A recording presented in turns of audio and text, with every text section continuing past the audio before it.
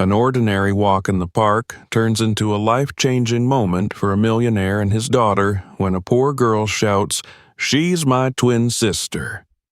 What follows is a shocking discovery that unravels a deep family secret. Subscribe and comment where you're watching us from. The late morning sun cast its golden rays across the sprawling expanse of Central Park, dappling the paths and trees with a warm glow. Julian Walker adjusted his cufflinks as he walked alongside his 8-year-old daughter, Naomi. The busy hum of his usual days, endless meetings, phone calls, and the ever-growing demands of running an eco-technology company seemed distant, muted by the serene sounds of the park. Today was meant to be different. Today, he had promised himself, would be about reconnecting with his daughter. Naomi skipped a few steps ahead, her curls bouncing with each stride. Her sketchbook was clutched tightly to her chest, a pencil tucked behind her ear. She glanced back at him with a grin.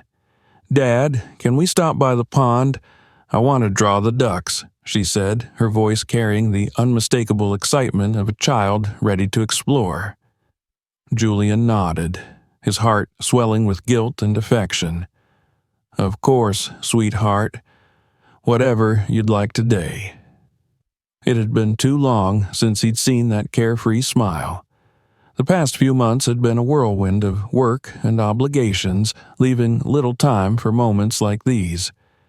He was painfully aware of the distance that had grown between them since his wife, Kimberly, had passed away. The memory of her soft laughter and the way she used to cradle Naomi's head as she read bedtime stories still lingered like a ghost in their home.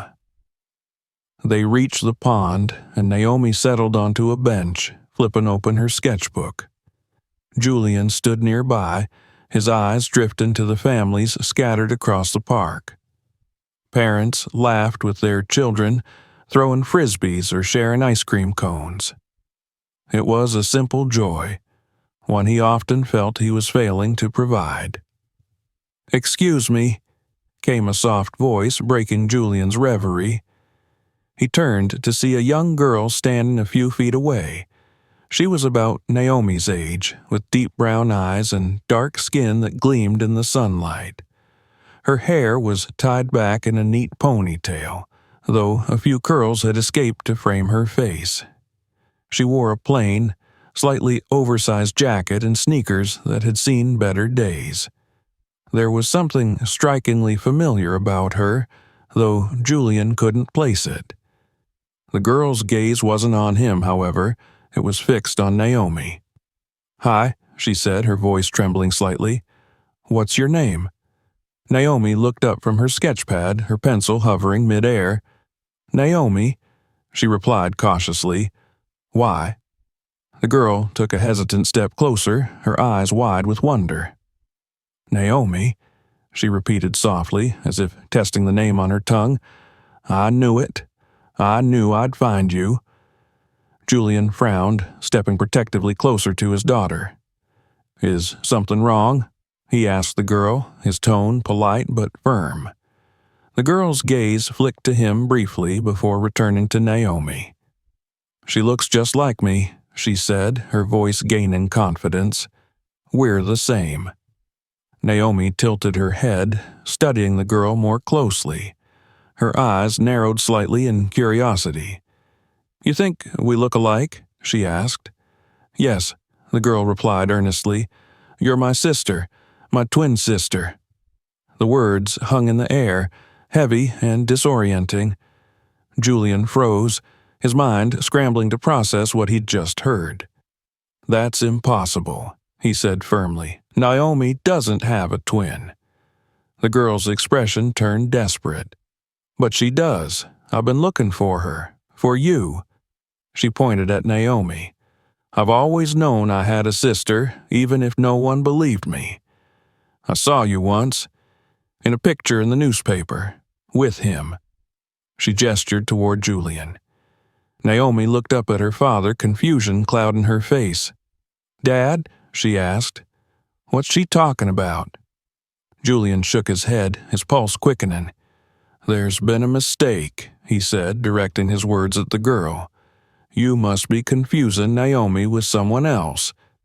"I'm not," the girl insisted. She took another step forward, pulling down the collar of her jacket to reveal a small crescent-shaped birthmark on her shoulder.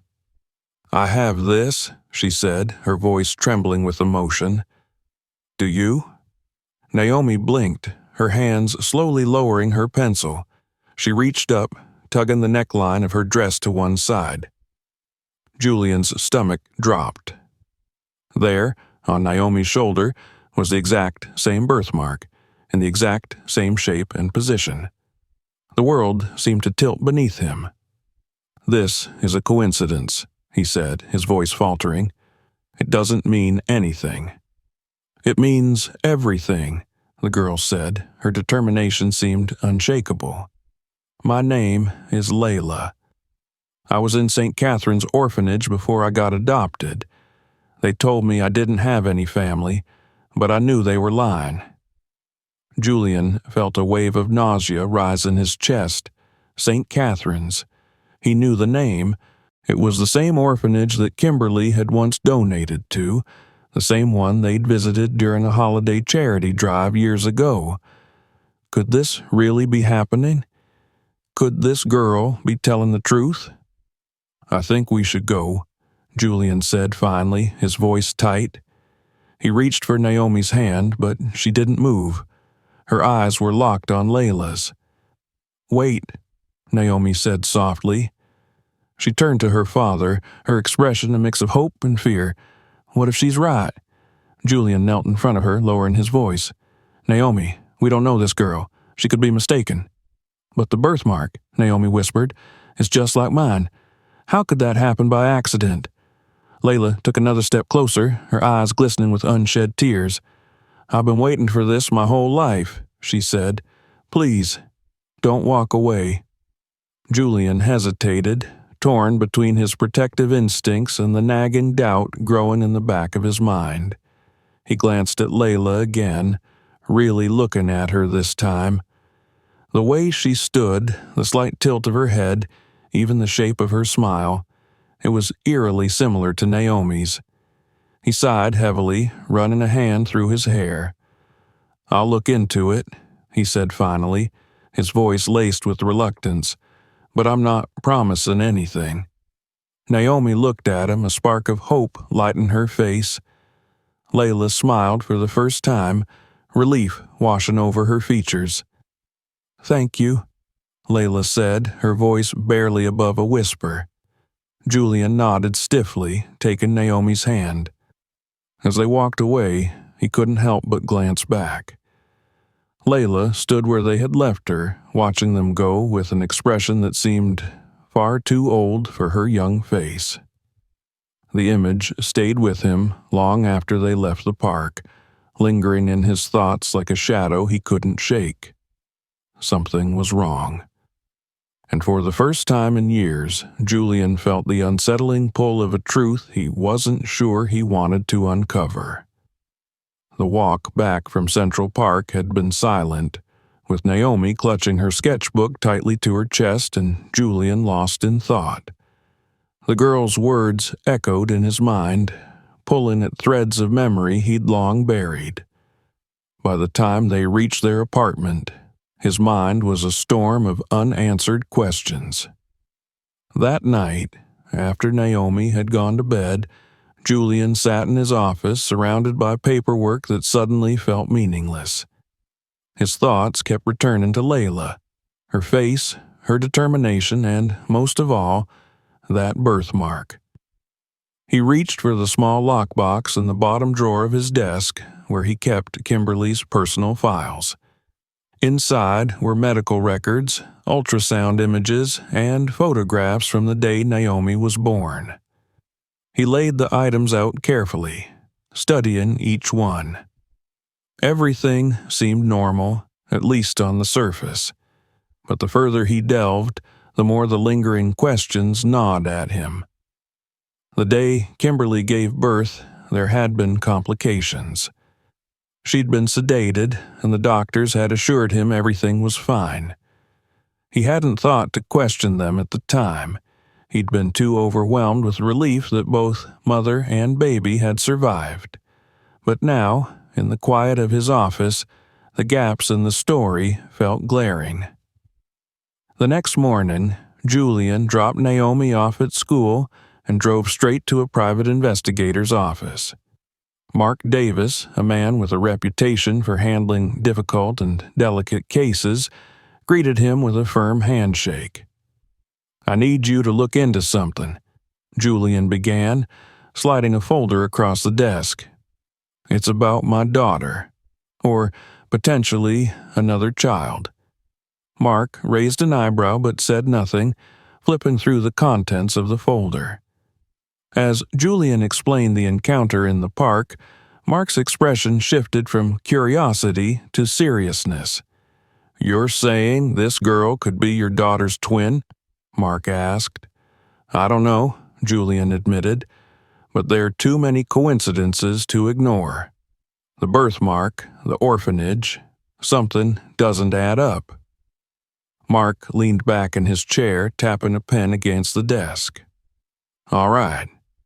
First step is confirming if this girl's story holds any weight. I'll start with the orphanage and see what I can dig up." Over the next few days, Mark's updates came in sporadically, but with increasing weight. St. Catherine's Orphanage had records of a girl matching Layla's description, brought in as an infant with no clear documentation of her birth parents. The timing and location lined up with Naomi's birth, and further digging revealed an unsettling connection. The same doctor who had overseen Kimberly's delivery had been involved in the placement of several children through the orphanage. "Something's fishy here," Mark said during a late-night call. "This doctor, Morrison, has a history of working with families in complicated situations. His name keeps popping up in adoption records from around the same time." Julian's stomach tightened. He'd trusted that doctor with Kimberly's life, with Naomi's. The idea that Morrison could have been involved in something so sinister was almost too much to process. Determined to uncover the truth, Julian decided to visit St. Catherine's himself. Mark arranged the meeting, and Julian found himself standing in the modest lobby of the orphanage a week after his encounter with Layla. The headmistress, Sister Catherine, greeted him warmly, though her eyes betrayed a flicker of wariness. "We don't often get visitors with such specific requests," she said, leading him to her office. "But I understand your concerns. Layla is a special girl, and she's always been curious about her past." Julian explained the situation as best he could, his voice steady despite the storm brewing inside him. Sister Catherine listened intently, her hands clasped on the desk in front of her. "There's something you should see," she said finally, rising to retrieve a thin folder from a filing cabinet. "These are Layla's intake records. They're sparse, I'm afraid. She was brought to us by a nurse from St. Mary's Hospital, but there's no birth certificate, no medical history. It was as if she appeared out of nowhere." Julian flipped through the papers, his heart sinking with every page. The nurse's name caught his eye. Margaret Wheeler. He remembered her from Kimberly's delivery, a kind-faced woman who had been unusually quiet that day. "Do you know where I can find this nurse?" he asked. Sister Catherine shook her head. "She left the hospital not long after Layla was placed here. I've tried contacting her in the past, but she's difficult to track down." The conversation left Julian with more questions than answers. As he left the orphanage, his phone buzzed with a message from Mark. "Found something. Call me ASAP." That evening, Julian sat across from Mark in the investigator's office, listening as he laid out his findings. The connection between Morrison and St. Catherine's was undeniable. Over the years, several infants had been placed there under similarly murky circumstances, all handled by the same small network of hospital staff. "There's a pattern. Mark said, pointing to a timeline he'd constructed. It's subtle, but it's there. This wasn't just a one-off situation. It was systemic. Julian felt a chill run down his spine. What are you saying? That this was deliberate? It looks that way, Mark replied, especially considering how the records were manipulated. If Layla really is Naomi's twin, it's likely they were separated intentionally. The weight of the revelation hit Julian like a freight train. He thought of Kimberly, of the trust they'd placed in the hospital, the joy they'd felt bringing Naomi home. Had it all been built on a lie? I want a DNA test, Julian said firmly. If Layla really is my daughter, I need to know for certain. Mark nodded. I'll arrange it, but you should prepare yourself. This could get messy. Messy was an understatement. Over the next week, Julian struggled to keep his emotions in check as he coordinated with Mark and Sister Catherine to set up the test. Layla's adoptive parents were less than cooperative, accusing Julian of stirring up trouble and trying to take their daughter away. She's our child, Layla's mother insisted during a tense phone call. You can't just come in and claim her because of some wild theory. I'm not claiming anything, Julian replied, trying to keep his voice calm. I just want to know the truth. Despite the resistance, the test was conducted. Julian waited anxiously for the results, barely sleeping as he replayed the events of the past weeks in his mind. When the call finally came, he braced himself. It's a match, Mark said simply. Layla is Naomi's twin. Julian hung up the phone, his hands trembling. The truth was undeniable now, and it left him with an impossible task, bridging the gap between two daughters who had been separated not by chance, but by the deliberate actions of people he had trusted. The weight of that betrayal settled heavily on his shoulders as he realized this was only the beginning. The confirmation that Layla was Naomi's twin left Julian feeling both vindicated and overwhelmed. The results weren't just an answer to a question. They were a key that unlocked a labyrinth of lies and betrayal. The more he learned, the more he realized the scale of what had been done, not just to his family, but to countless others. His priority now was clear, bringing Layla and Naomi together while uncovering the full truth behind their separation. But the path ahead was far from simple. Julian's first challenge came from Layla's adoptive parents, who were growing increasingly resistant to his involvement. They had been reluctant to allow the DNA test, and the confirmation of Layla's biological ties to Julian and Naomi only deepened their hostility. On the surface, they claimed to be protecting Layla's best interests, but Julian suspected their resistance was fueled by fear of losing the daughter they had raised for the past 8 years. You can't just take her away from us, Layla's mother, Karen Houston, snapped during their next conversation. We've loved her, cared for her, given her everything she needs. I'm not trying to take her away, Julian said, his voice calm but firm. I'm trying to give her the truth. She has a right to know where she comes from, just as much as she has a right to feel secure in the family she's grown up with. Karen's husband, Greg, leaned forward, his jaw clenched. And what happens if that truth tears her apart? She's just a child. Do you really think she's ready for this? Julian hesitated. He'd spent countless sleepless nights asking himself the same question. But when he thought of Layla's face, her determination to know the truth, the way she had immediately connected with Naomi, he knew there was no turning back. I think she's stronger than you give her credit for, Julian replied, and I think denying her this chance would hurt her far more than letting her face it head on. The tension between them was palpable, But eventually, the Houstons agreed to allow supervised meetings between Layla and Julian's family. The first was set for a quiet afternoon in a neutral location, a small community center with a private room. On the day of the meeting, Julian arrived early with Naomi, both of them visibly nervous. Naomi clutched her sketchbook tightly, her eyes darting around the room as if searching for reassurance. "Are you okay, sweetheart?"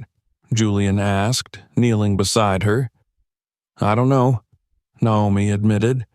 "What if she doesn't like me?" Julian smiled gently. "She already likes you. She's been waiting to meet you for years." Naomi nodded, but her grip on the sketchbook didn't loosen. When the door opened and Layla walked in with her adoptive parents, Naomi froze. The two girls stared at each other, their wide eyes mirroring the same mix of awe and uncertainty. Layla was the first to move. She stepped forward hesitantly, as if afraid the moment might shatter if she rushed. "Hi," she said softly. "Hi," Naomi replied, her voice barely above a whisper. For a moment, they simply stood there, studying each other. Julian watched, his heart in his throat, as Naomi slowly extended her hand. Layla hesitated, then took it. "You really do look like me," Naomi said, her voice tinged with wonder. Layla grinned. "Told you." The ice broke, and the girls began talking in a rush, their words tumbling over each other as they shared stories, questions, and laughs. Julian stepped back, giving them space while keeping a cautious eye on the Houstons. Karen's expression was tight, her arms crossed defensively, but Greg seemed more subdued, watching the girls with a mixture of curiosity and resignation. As the meeting progressed, Layla and Naomi discovered a surprising number of shared interests. They both loved drawing, had a weakness for chocolate chip cookies, and even shared a tendency to hum when they were concentrating. Julian couldn't help but smile at how naturally they connected, as if the years of separation had done little to weaken the bond between them. But the joy of the moment was tempered by the knowledge of what had been stolen from them. Julian couldn't shake the image of Dr. Morrison's name on the hospital records, the cold efficiency with which the separation had been orchestrated. He knew he couldn't stop with just reuniting his daughters. He needed to confront the system that had allowed this to happen. The first step in that battle was filing a lawsuit against the hospital. Julian worked closely with Mark and his legal team, gathering evidence from every corner.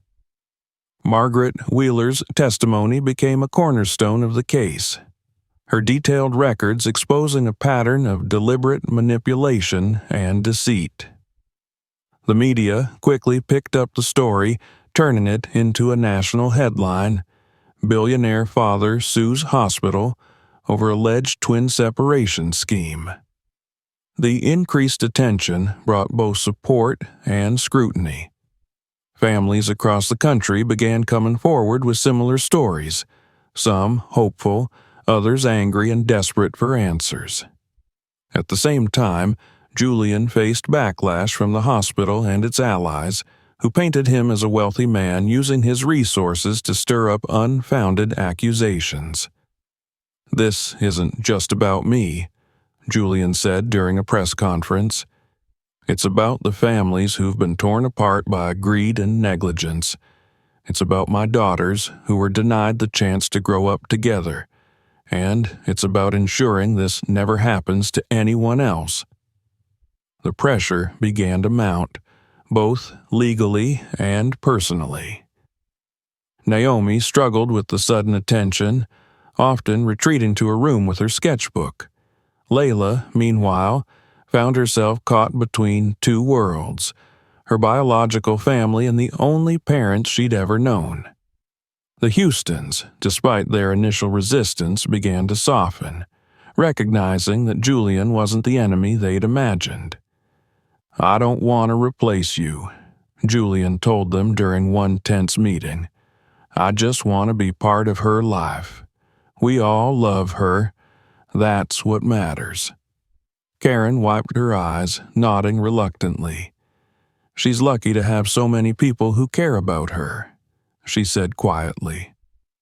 As the legal battle intensified, so did Julian's determination. The hospital's lawyers tried to discredit Margaret Wheeler, dismissing her as a disgruntled former employee. They downplayed the evidence, insisting that any discrepancies were the result of clerical errors, not deliberate wrongdoing. But Julian's team was relentless, uncovering more testimonies and records that painted a damning picture of systemic malpractice. The turning point came when a former board member of the hospital, Dr. Patricia Collins, agreed to come forward. Her testimony revealed the full extent of the scheme. A network of doctors and administrators who had prioritized profit over ethics, exploiting vulnerable families under the guise of providing better opportunities for children. They told us we were helping, Dr. Collins admitted during a deposition, but deep down, I knew it was wrong. I just didn't have the courage to stop it. Her words sent shockwaves through the case, solidifying Julian's position and forcing the hospital to reconsider its stance. The chapter ended with a bittersweet victory. The court ruled in Julian's favor, ordering the hospital to release all records related to the scheme and pay damages to affected families. But for Julian, the fight was far from over. The real work was just beginning, helping his daughters heal, rebuilding the trust that had been shattered, and ensuring that no other family would have to endure what they had. The weight of the court's decision lingered in the air as Julian stood outside the Houston home. The victory had been monumental, not just for his family, but for the countless others who had come forward with their own stories of separation. Yet, the journey was far from over. Reuniting Layla and Naomi as sisters and finding balance between their two families was a delicate process that would take time, patience, and understanding. Layla emerged from the house, a small suitcase in hand, her adoptive parents trailing behind. Karen's face was tense but resigned, her husband Greg offering her a supportive hand on her shoulder. Layla hesitated on the porch, glancing back at them before stepping down toward Julian's car. Karen knelt to meet Layla's eyes, her voice trembling. "We're just a phone call away, sweetheart. Anytime you need us." Layla hugged her tightly, whispering, "I'll miss you." "You'll do great," Greg added, giving her a gentle squeeze on the shoulder. "This isn't goodbye, okay?" Julian approached cautiously, not wanting to intrude on the moment. "Thank you," he said softly to the Houstons, "for everything you've done for her." Karen nodded, her expression softening slightly. "She's a remarkable girl. Take care of her." "I will," Julian promised. As they drove back to his apartment, Layla stared out the window, her fingers clutching the strap of her backpack. Naomi sat beside her, unusually quiet, occasionally stealing glances at her sister. "You nervous?" Naomi finally asked, breaking the silence. Layla turned to her, a small smile tugging at her lips. "A little. You?" Naomi nodded. "Yeah, but it's kind of exciting too. Like, we're getting a second chance." Layla's smile widened, and for the first time Julian felt a sense of hope that the two girls might truly bond. The first few days in their new arrangement were an adjustment for everyone. Layla moved into the guest room, which Naomi insisted on helping her decorate. The walls were soon adorned with posters, art supplies filled the desk, and a small shelf held Layla's treasured books. Despite the outward ease, moments of tension cropped up. Layla hesitated to fully settle in, unsure of her place in this new environment. Naomi, on the other hand, wrestled with feelings of jealousy and fear, wondering if her father's attention might shift entirely to her sister. One evening, Julian found Naomi curled up in her bed, staring at one of her drawings. He sat beside her, brushing a curl from her forehead. "What's on your mind, sweetheart?" "I don't know," Naomi murmured. "It's just weird, having her here. I like it, but I guess I'm scared things will change too much." Julian nodded thoughtfully. "Change can be scary, but it can also be good. You and Layla have something special, something not everyone gets. You're sisters. That doesn't mean I love you any less. It just means our family is growing." Naomi looked up at him, her expression softening. "You promise?"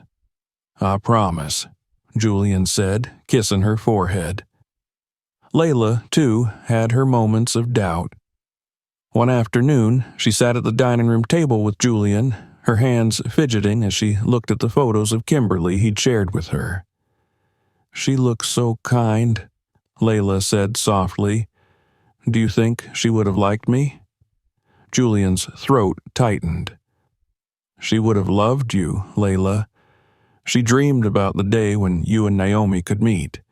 She fought for it, even when she didn't know how to make it happen." Tears welled in Layla's eyes, but she smiled. "I wish I could have met her." "You still can," Julian said gently. "Through Naomi, through me, through all the things she left behind. She's part of you." In the following weeks, Julian began to focus on something that had been weighing on him since the trial: creating a foundation in Kimberly's name. The Kimberly Walker Foundation for Family Restoration would provide resources for families affected by similar separations. It would fund investigations, offer legal support, and create a space for healing. The girls, despite their young age, were eager to be involved. Naomi and Layla brainstormed ways to connect with other kids, suggesting art workshops and storytelling events for children who had been reunited with their families. "I think it should have a big tree as the logo," Naomi said one evening at the kitchen table, "with roots and branches to show how families grow." "I like that," Layla agreed. "And maybe we could do a family day where everyone shares their stories." Julian watched them with pride, amazed by their resilience and creativity. Kimberly would have been proud too, he thought.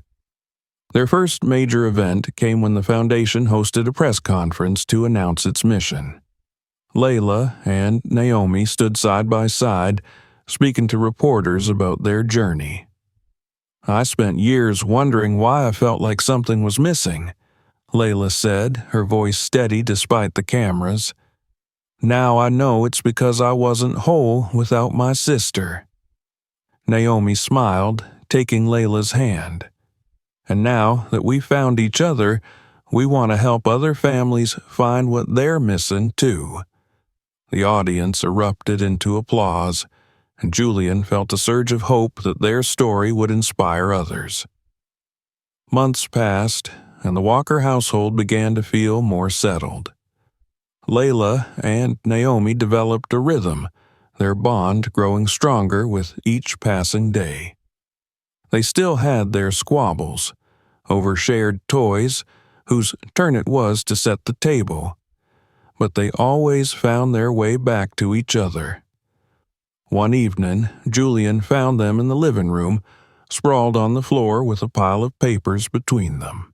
They were working on a joint art project for school, their laughter filling the space. "What's so funny?" Julian asked, leaning against the doorway. "Layla keeps trying to make her tree bigger than mine," Naomi said, sticking out her tongue. "Only because mine is better," Layla retorted with a grin. Julian chuckled, watching them bicker like they'd known each other their entire lives. In that moment, the pain and struggle of the past months felt worth it. His family was whole again, in a way he hadn't dared to dream. As the girls continued their project, Julian stepped outside, gazing up at the stars. The road ahead would still have challenges, adjustments, questions, and the lingering scars of separation. But for the first time, he felt a deep sense of peace. Kimberly had always believed in the power of love and resilience.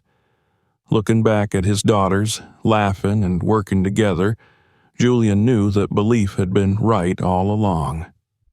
Together, they would face whatever came next, stronger, united, and unbreakable. Don't forget to subscribe for more stories like this one. Check out our other videos for more inspiring tales, and be sure to share this video with your friends to spread the word. Thanks for watching, and see you next time.